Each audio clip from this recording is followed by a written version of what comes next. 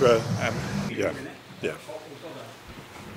Okay, good afternoon and to the members of the media. Thanks for coming to our MSJ media conference this afternoon. Thursday, normally we do it on a Sunday, but it's a long weekend, and there are many issues that are of concern, and though I have been making the media rounds as an individual, thought that we needed to have a major statement by the MSJ on the whole issue of Petrotrin.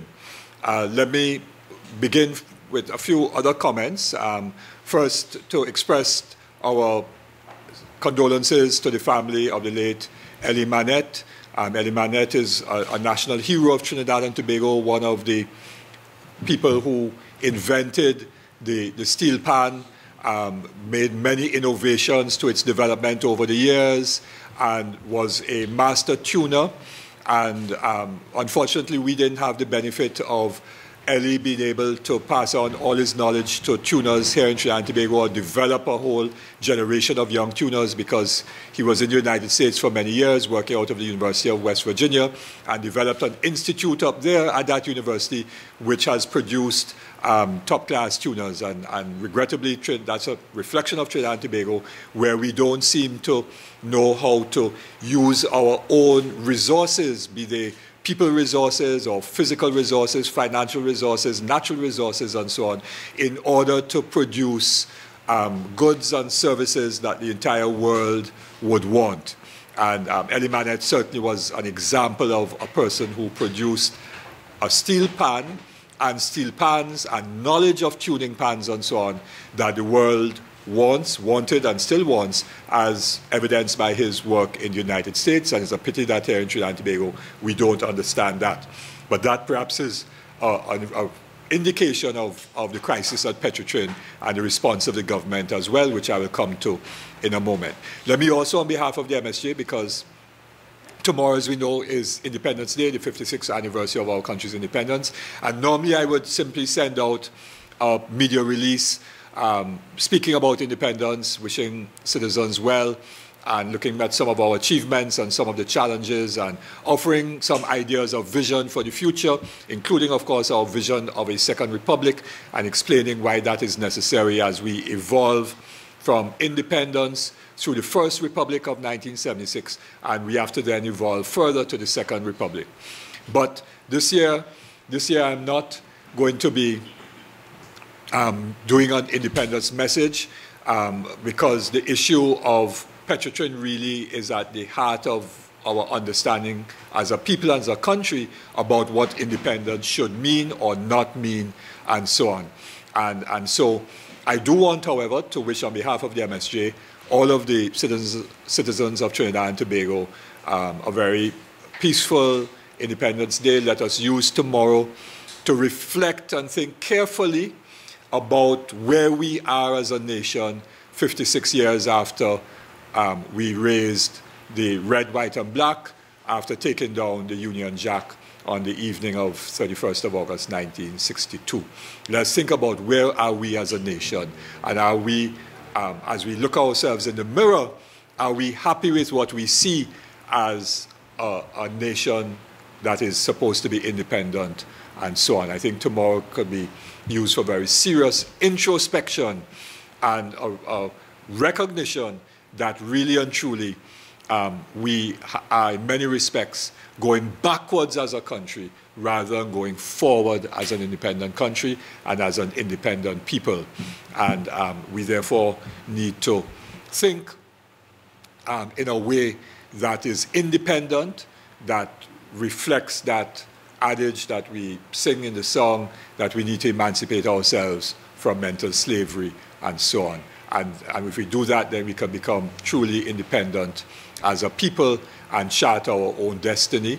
And we are not doing that, and the Petrotrin story tells us clearly about that. So let me go straight into that and say, first of all, that the Movement for Social Justice stands completely in solidarity with the Petrotrin workers, not only the 3,500 permanent workers, but the many hundreds of temporary workers and casual workers, people who work in the contract industry and the energy services sector, who are going to be affected, both the business owners and the people they employ in that sector, who are going to be adversely affected by this decision by the board, which was announced on Tuesday.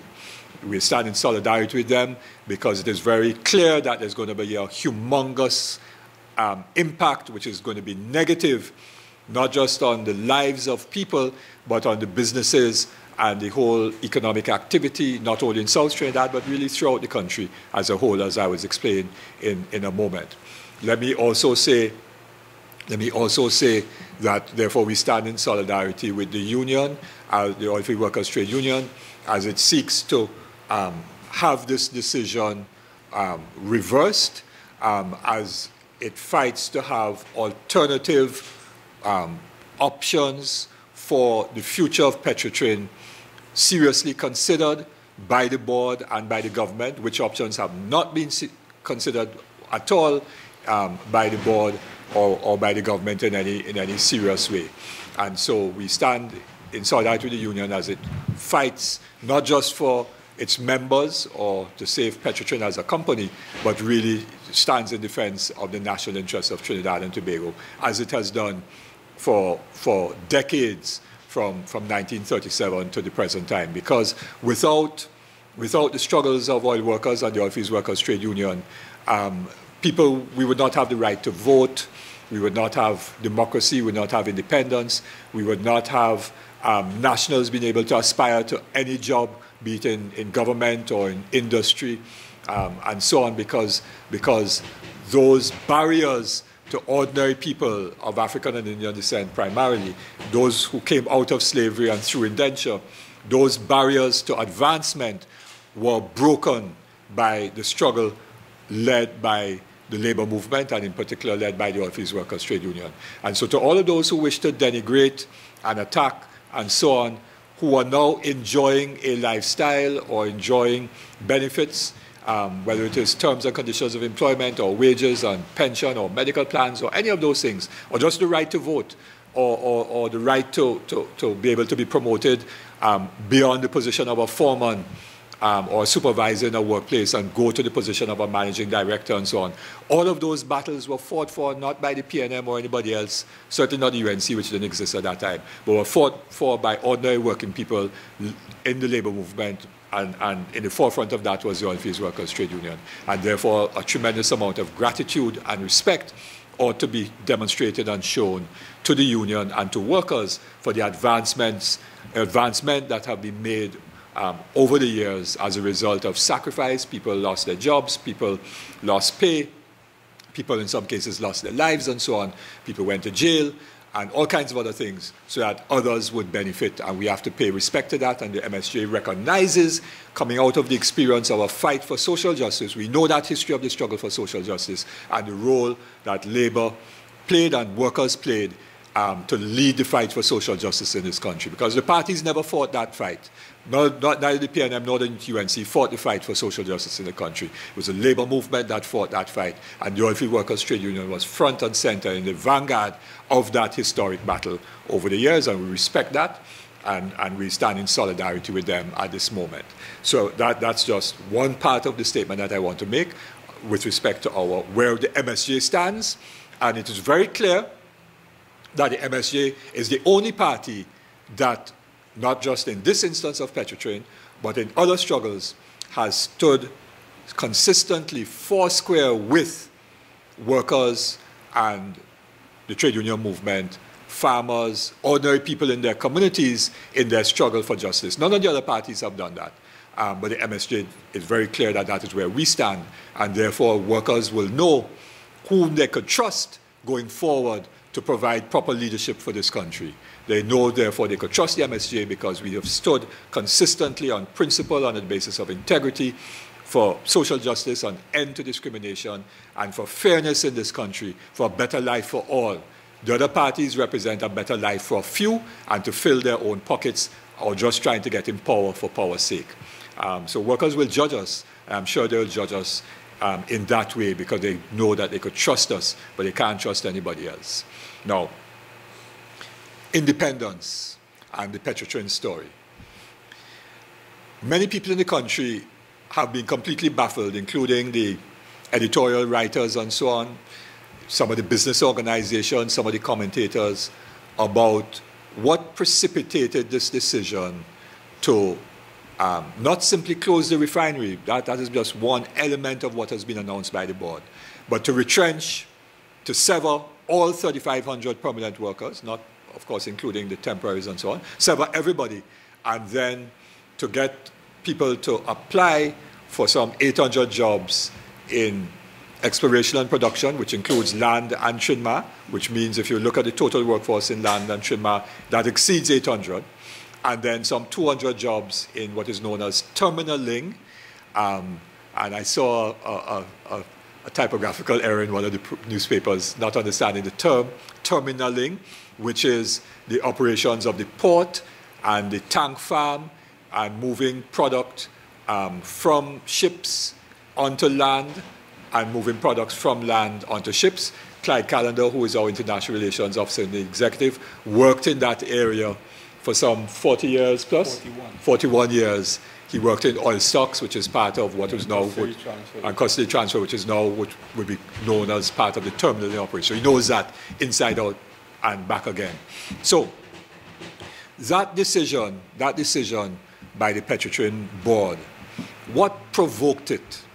Because Mr. Espinay, as we have said before, Mr. Riley, Mr. Lashley, all of whom are involved in the board and running the company right now, Mr. Leroy Myers, were all part of the report, which is popularly known as the Lashley Committee because he was the chairman of the committee, which was a committee to review Petrotrin, and which submitted the report on the 1st of June last year to the Prime Minister, and which had been set up in early April of last year. And I was a member of that committee nominated by the Oilfields Workers Trade Union, as was Mr. Gregory Marchand. Another member of the committee was Mrs. Helen Drayton. And absolutely nowhere in this report was there any suggestion of any need for the closure of the Point-à-Pierre refinery. Nowhere was there any suggestion for mass retrenchment, for severing all the workers, and so on. Nowhere in this report was there any recommendation or suggestion of that kind. And I want to say that the same foreign consultants that Espinay et al. Brought into the Petrotrin in the last year to give them recommendations about the refinery and so on, McKinsey, Solomon, and these people had submitted, because Petrotrin previous to that had contracted these same consultants, and they had submitted reports dated 2016. Now, not much would have changed between 2016 and 2018. And the same McKinsey report, and this is a list of the appendices to the report. List appendix 1 is a list of documents reviewed by the team. Number 1, McKinsey report. Coming down, action plan detailing activities to address issues identified in the Solomon report. Solomon report for R&M, which is refining and maintenance. So all of the information that Espinay and Riley and they claimed they got when they became board members would have been available to them a year ago when they were members of the committee. I'm not now going to go into the fact that they were very deceitful by taking up a board appointment, which board appointment was inconsistent with the recommendation that they themselves had made as a committee about how the board should be appointed. And I spoke about that when I was offered, and I had a media conference, because you know I was offered a position on the board and I turned it down exactly 1 year ago, because it was on August 29th last year that the Prime Minister called to ask me to serve on the Petrotrin board, and I sent him some text messages asking whether the board would be appointed consistent, and subsequently, before we end, I'll read all the text messages, which I did to the media a year ago, but I'll read them again. And the next day, I replied in the morning of the 30th of August, exactly a year ago today. I indicated why I could not, on principle, accept a board appointment, because the appointment of the board was inconsistent with the recommendation that we made as a committee, because we only made 2 recommendations, right? Only 2. One recommendation was governance arrangements, and I'll read it out again for you. Do you want me to read it now? Yes? governance arrangements to enable the company to have a consistent, focused mandate, facilitate long-term planning, and avoid the frequent changes in board and management, we recommend A, the members of the board of directors are selected through a process which provides for comprehensive and transparent input and feedback from key stakeholders to ensure that members possess the relevant experience and capabilities to address priority matters critical to the transformation and sustainable development of the company. B, Petrotrin adopts and adheres to the laws and regulations that apply to publicly listed companies, especially with respect to transparency and accountability. C, Petrotrin adopts a policy whereby the board of directors' terms of office are cycled in such a manner as to ensure that at all times there is continuity of membership of at least 50% of the board. So that when a government changes or a minister changes, you don't have a new board.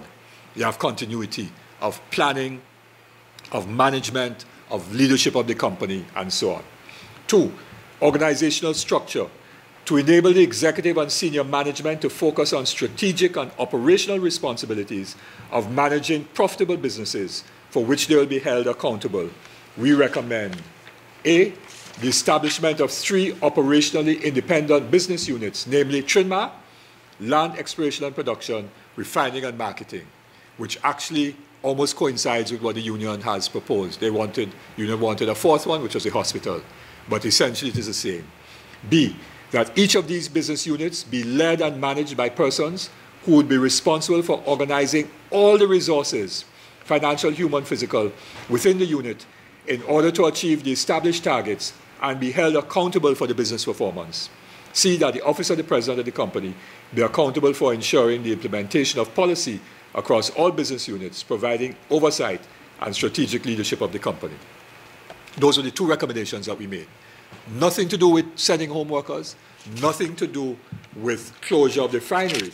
In fact, within the text of the report, we said that if these changes in governance and management are not put in place, then the other issues raised, for example, debt and all those things, will not be properly addressed. Went on to say in different parts of the report that, that the issues with respect to things like, okay, so let me just look for the exact quote. I don't want to say something. I want to actually quote it so the media has it, but I have to look for different pages. I didn't flag all my pages, unfortunately, so I just find it. Okay. The factors contributing to the increasing annual operational expenditures and eroding the company's margins include inefficiencies in operations, poor management of shift personnel and high overtime, poor asset integrity resulting in shutdowns and loss of revenues, inefficiencies in risk management, increasing debt, weak project management skills, inventory management, and low productivity, among other markers of underperformance. Whether in periods of high or low oil prices, the model of operations is not sustainable. A deeper investigation would identify the specific management and governance issues accountable for the company's poor performance. That is what Espinay and Robert Riley and Selwyn Lashley all said was the problem in Petrotrin. And they said, so you had to address those issues. And they did not, all of those things deal with management and so on. All of them deal with management. And there's another quote which was interesting where they say that one shouldn't identify to the problem of things like overtime and wages and so on. They said that is not the root cause, it's a symptom of the problem, right? And we also went to say that, so let me make this point. The Petrotrin is a large and complex and unwieldy entity that frequently has had senior management changes and mandates. The company has had to implement elements of government's policy while seeking to retain its core mandate as a commercial enterprise. This hybrid suffers and continues to be plagued with an identity crisis that needs urgent correction, clarification, and structural intervention. The confusion of purpose has led to a collapse of governance, a lack of transparency in performance and accountability, resulting in the company's performance falling to the bottom benchmarks of comparable companies in the industry, and so on. Further impediments to the company's commercial success have resulted from frequent changes in board and management, etc. Right? And so what they're saying here is that, going on to say, Petrotrin's complex organization makes the company difficult to manage and creates conflicting mandates, hence the need to create separate business units. Not closing down, to create separate business units. Even the structures of large multinational companies such as BP, Shell, and Exxon are not aggregated like Petrotrin's. It creates ambiguity, lack of transparency of underlying problems, and at best diffuses accountability. These multinationals find it difficult to identify senior management who have tested knowledge and experience to manage the upstream and midstream businesses. Such talent is scarce and difficult to attract.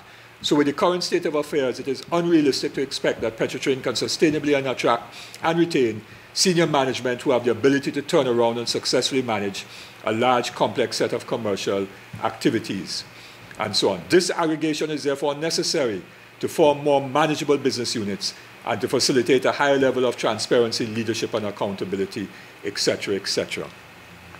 So that was the prognosis. The problem was governance, in other words, governments, UNC and PNM, interfere with the company and made bad decisions which have saddled the company with problems. And secondly, the structure of the company was too unwieldy, hence the need to have these different business units. Those were the recommendations and findings of a year ago.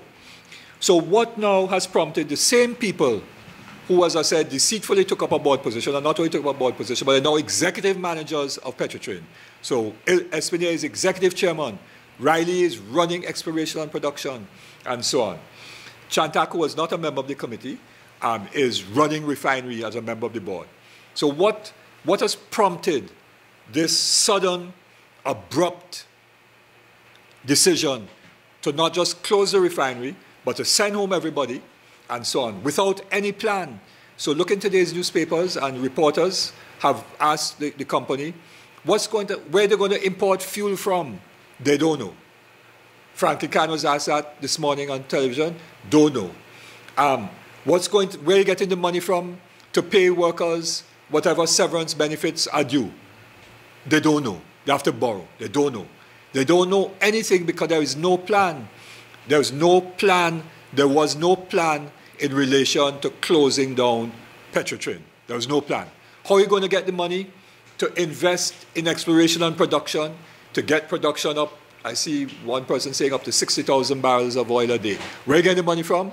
They don't know. Or if they know that there's some private company out there that they partner with that they don't want to say yet because they think that will raise another red flag. So this thing was not planned, totally unplanned. And therefore, it is a knee-jerk reaction. And knee-jerk reactions are simply madness. Anything that you're doing with something as strategic as Petrotrin in a knee-jerk way is madness. Now, what prompted this knee-jerk reaction? And the old saying, mouth open, Tory jump out. Yesterday I heard on I-95.5, and you could check it back on the Dale and Tony show, they were interviewing Mr. Espinier, and Mr. Espinier was being pressed. Why now? Why all of a sudden? And so on. Because if you check back the announcement of the board a year ago by the Prime Minister, the statement was that the board has been given a mandate to make Petrotrin viable and sustainable within a 2 to 3 year period. That was the time frame for restructuring and so on. That is why they entered into that memorandum agreement with the union to discuss the new structure. And when I read the text message from the Prime Minister, when I asked him what would the board's responsibility would be a year ago, on the 29th of August when he replied to me a year ago, he said the mandate would be to implement the findings of this committee. So none of which have to do with closing down. So what prompts it? The country has to know what prompts it. And it is our belief that what prompts it, based on what Espinier said yesterday in that interview on I-95 in the morning program, he said that Petrotrin was being harassed, pestered, asked every day, whatever. by the ratings agencies like Standards and Poor's and Fitch and Moody's and so on, how are you going to pay the bullet payment of $850 million US dollars, which is due next year, August?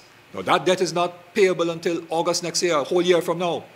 But the ratings agencies, according to Espionage, were harassing the company. How are you going to pay that debt a year from now? And Espionage was saying, if they did not give a proper answer in, well, what the agencies would think as a proper answer, then the ratings agencies would have downgraded Petrotrin. And if Petrotrin got a credit downgrade, then Trinidad and Tobago would get a downgrade by Moody's and Standards and Poor's. And Espionage went on to say the implications of that would be bad for Trinidad and Tobago. So my understanding is that what prompted this sudden, abrupt, unplanned, crazy, wrong, bad decision announced by the board was the fear of a downgrade by Moody's, Standards and Poor's, and the international ratings agencies. So here we have a situation where on the eve of independence, major national patrimony of Petrotrin, supporting significant part of our gross domestic product, our national income, which contributed between 2011 and 2015 more than $20 billion in taxes to the country. Decision is taken. Petrotrin, which sits on hundreds of millions of barrels of oil. Petrotrin's licensed acreages contain hundreds of millions of barrels of oil. Decision is taken without thought, without plan, to simply jump to the tune of Standards and Poor's and Moody's to avoid a credit downgrade. So send home 3,500 permanent workers, however many 100 temporary workers, dislocate businesses in South, dislocate families, create social chaos and so on, because some little boys up in New York City who claim to be big finance experts in international credit and so on say that our credit rating will go down. And Trinidad and Tobago, independent country 56 years afterwards with 100 and something years of experience in the oil industry, jumping to the tune of Standards and Poor's and Moody's, to the detriment of the people of Trinidad and Tobago. That, in my view, is a complete abdication of responsibility, and the government will say otherwise. They say, if we don't do it, then the implications are this, that, and the other, and so on. But what we are doing is abdicating our sovereign responsibility as an independent country to decide how we want to organize our resources for the best use of all the people of Trinidad and Tobago.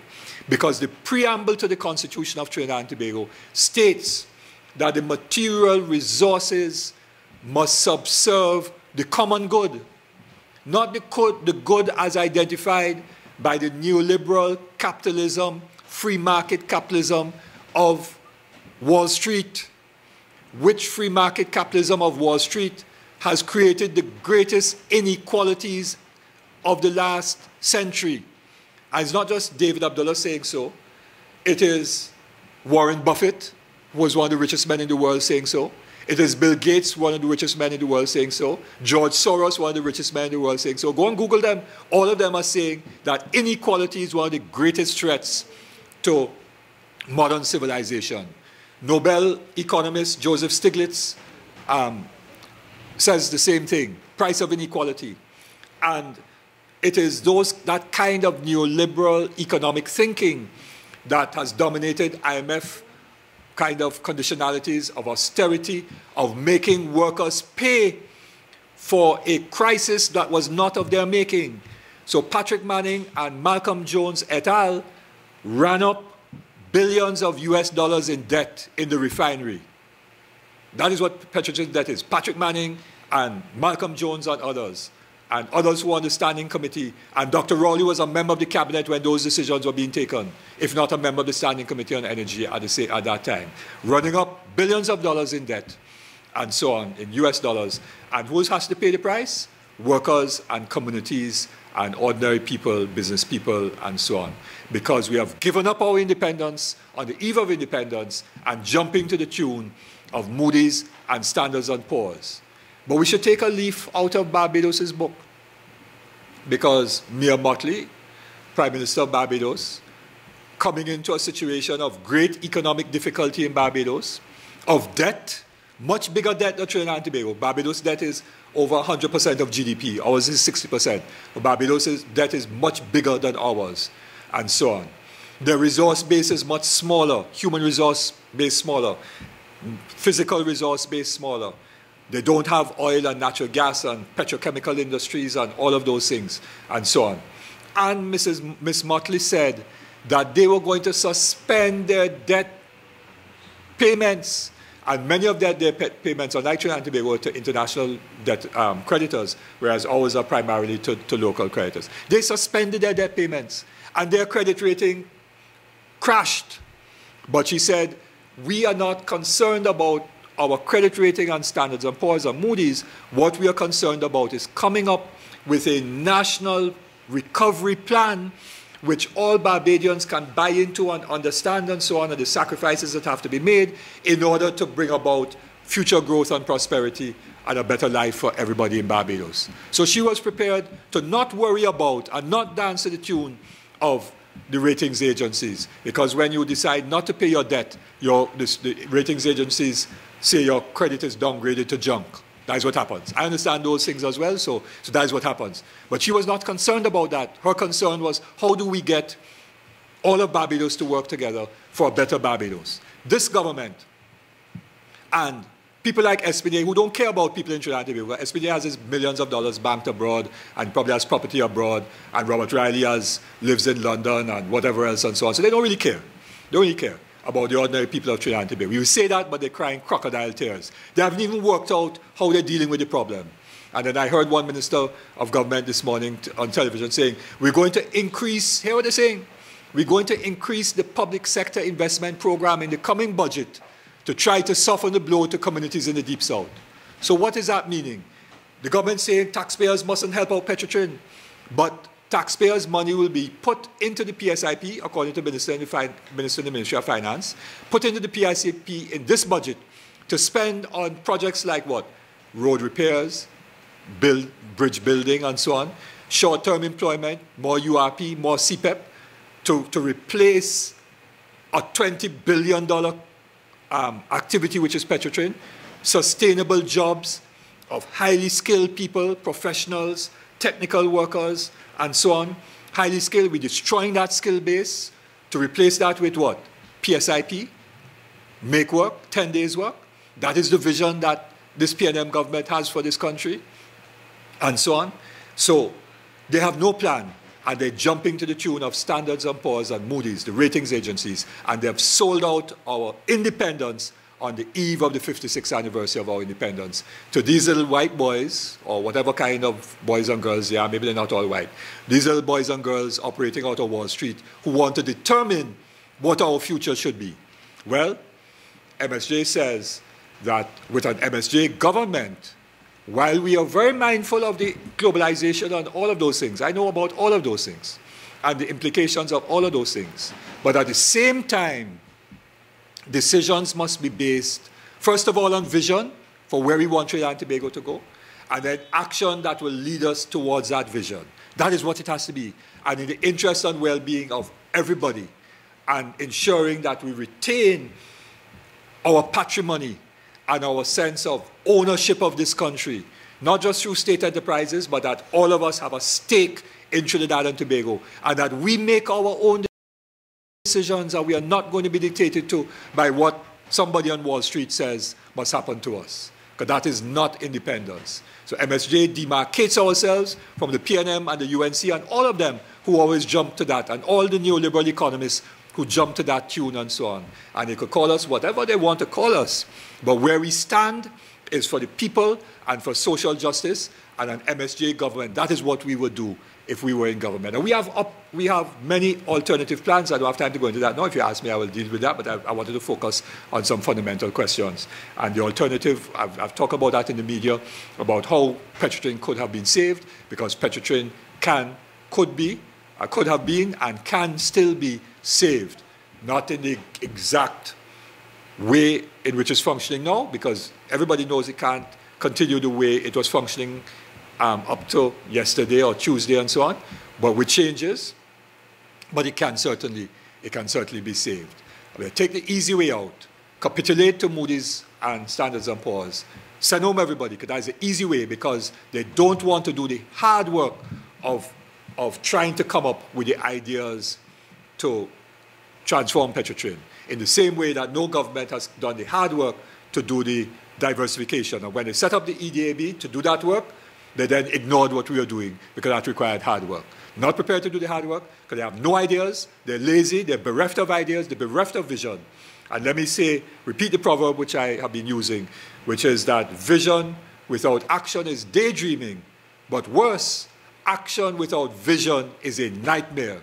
And we have a nightmare in Trinidad and Tobago, and we have been having a nightmare for many different governments because they lack vision. All they're interested in is staying in power or winning power and in filling their pockets, some of them. And that is all they're interested in, and not interested in building Trinidad and Tobago into a sustainable nation.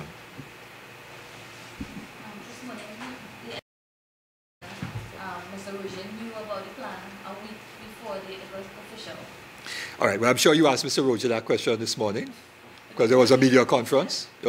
I was not in the meeting with the Prime Minister and so on. So I don't know exactly what was said in that meeting. I can't speak to that. You have to ask Mr. Roger exactly what transpired in that meeting and so on. But if you look at what the statement coming out of the Minister of Trade, who gave the press statement on behalf of the government after that meeting, she did not indicate in any way that the union was told that there was going to be this huge change. And all she said, it was a good meeting, there were differences of views, but it was a good meeting, and that the board would then inform the union of the decision that the board had taken, which the government had accepted. That is, so go back and look at what that statement by the Minister of Trade coming out of that media conference. But you have to ask Mr. Roger, those who are in the room. I was not in the room. Yes, Cindy. Saying that the decision was based on the fear of a downgrade is based on what? Because I just wanted to clarify, because they didn't say that was the reason. They said it was based on research in terms of in what way the company can move forward. So what are you basing that? On his statement on I-95 yesterday morning. Because all of the documentation that we had a year ago, which is the same documentation that the board would have had before it, pointed to ways of reorganizing Petrotrin to make it viable. Not in 3 months or 6 months, but within a time frame. When asked about why the timing, why now, and in this form, he said that they had to satisfy the ratings agencies that they were doing something very significant. I don't want to give you the exact words, but I'm paraphrasing from what I heard. Very significant to satisfy the ratings agencies that something significant enough was going to be done that would enable the new Petrotrin, or whatever you want to call it, to pay that bullet payment in a year's time. And they had to satisfy them no, which is why they had to act no. That is what he said on radio yesterday, and if perhaps you could go back and pull up that clip, and I'm basing it on that. I heard it with my own ears, and I'm absolutely certain, therefore, that that was the trigger for this unplanned, crazy decision. This morning, Mr. Roger said that they're aware that the Venezuelan government offered an alliance with our government in a way to move forward with Petrotrin, because they were concerned about the plans for Petrotrin, and at that time the announcement was not made. Are you aware of that? And can you shed a little more light? There was somebody who was interested in the refinery. Okay, let me say that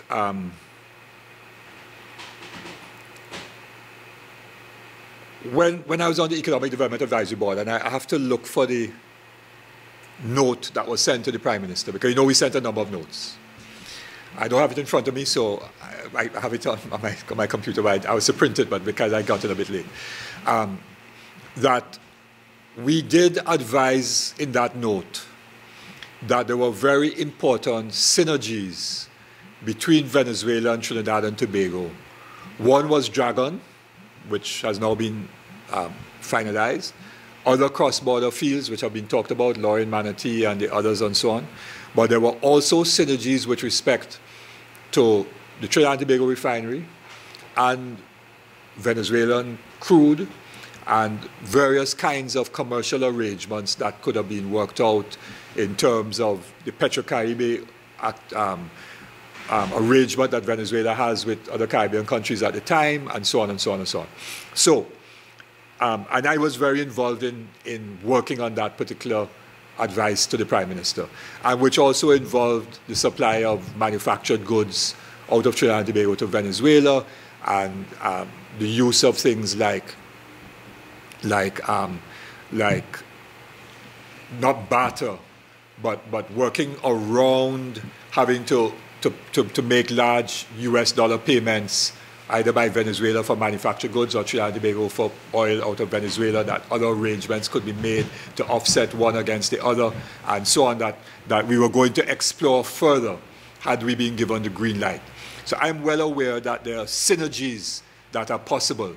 I don't want to go any further by saying I'm aware of anything else, but I'm aware of advice that would have been given to the Prime Minister, when was that, 2016, about synergies, but which advice, apart from the Dragon field, seemed not to have been pursued with any interest and so on. So there are synergies, and all of these are options that could be explored rather than closing down the refinery. Yes? Rather than closing down the refinery.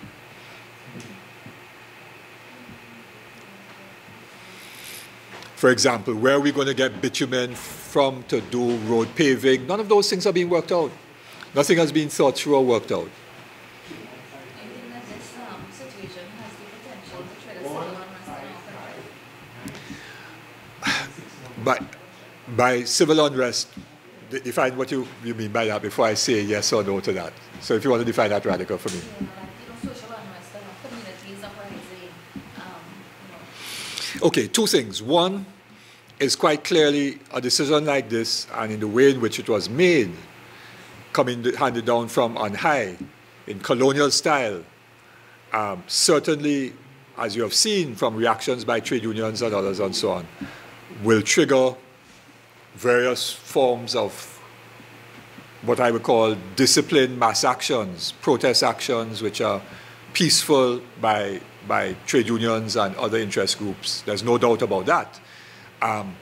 As they seek to use their people power to force a few people, Espinier and a few people who don't represent anybody, a few people, to cause them to change the position that they've taken. And so people power, united people power, can trump the decisions of a few people, no matter how powerful they think they are. What I also know is that the social conditions of people in South Trinidad will be severely impacted upon by the decision that was announced. Because not only the closure of the refinery and the sending home of the refinery workers, but hundreds of workers in E&P will also go home, and so on. And so the economic activity in the communities, fence line communities and so on, that is supported by Petrotrin's activity will also be affected. So if you have a hardware store, for example, that sells goods to Petrotrin, and that hardware store employs people from Marbella and so on, those people then get laid off. What do you expect to happen? So the situation of crime and violence and a sense of hopelessness which this has engendered, hopelessness which it engenders will aggravate the social problems of crime and alienation that already exist, and trauma and anger and frustration. All of those things will be aggravated by this decision. So these synergies they talked about earlier, would that be other countries, other governments? There will have to be discussions at a governmental level and then at a company-to-company level between PDVSA and Petrotrin. Yeah, in other words, what clearly did not happen is that without a vision, you see, all you're seeing is numbers. So you see a bottom line and say, well, we're losing money. And some of the figures banded about $25 billion needed right now to save Petrotrin. That is just not true. Those are figures being thrown out by the government as scare tactics to frighten people or to get people to buy into the story that they have to close it down. It's scare tactics, but not true. You can't spend $25 billion in a year. You can't.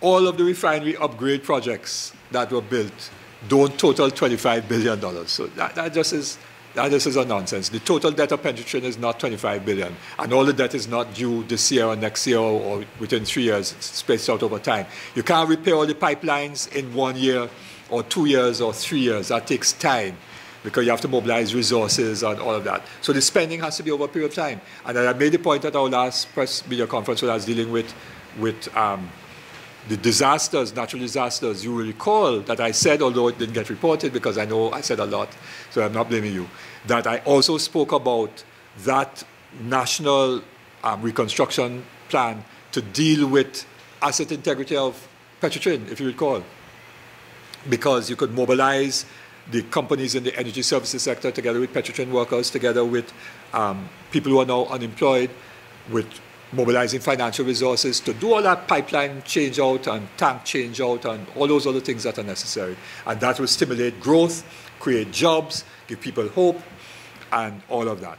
So the ideas are out there. We have put forward those ideas, but I will come back to saying action without vision is a nightmare. David, you were hearing why that signing took place down in Venezuela with Prime Minister and the army group, right?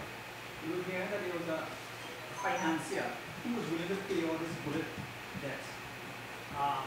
Do you know of any? No, and there'll be all kind of rumors going around the place, but I didn't hear of anybody willing to absorb, pay off that debt, or what would they have gotten in return? Because they were looking at the refinery. I don't know. There are all kind of rumors flying about. You're not saying rumors, but it came from when that signing took place. No, I wouldn't. The Venezuelan government or the PDVSA would not be in a position to locate $850 million to pay that debt and then take over the refinery. No, that wasn't the kind of synergy that is possible. The synergies are about being able to utilize the Point-of-Care refinery with crude coming out of Venezuela, perhaps, either on a processing fee basis, which means that you don't pay Venezuela for the crude, but that Venezuela pays for every barrel of crude that is refined, and then Venezuela gets back the product to sell up the islands or do whatever. Those are the synergies that are possible. There are synergies that are possible, right? But it's not about either sourcing product out of Venezuela because you're closing the refinery, nor is it about Venezuela coming in and somehow taking control or anything like that. But there are synergies that are beneficial in the same way that Dragon is beneficial to both because you're monetizing gas, so Venezuela gets a benefit, we get a benefit, and so on. There are synergies that are beneficial. But that is when you need to explore all your different options for the future of a company. But Espina, they don't know about exploring options. The only thing they know about is saying, well, boy, the bottom line ain't looking good, because that's how they operate a private business, so we close it down. That's how BP operates. So BP sending home workers, even though BP making billions of dollars in profit, they send home workers. That is the mentality. So when you bring that mentality to the table, all you think about is sending home people, and because you have to increase your profit. You don't think about other options to maximize the assets to generate wealth and benefits for the country of Trinidad and Tobago.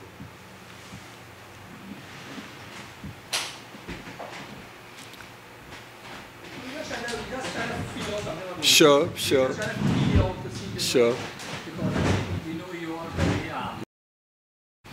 Dealing with the synergies between Venezuela and Trinidad and Tobago.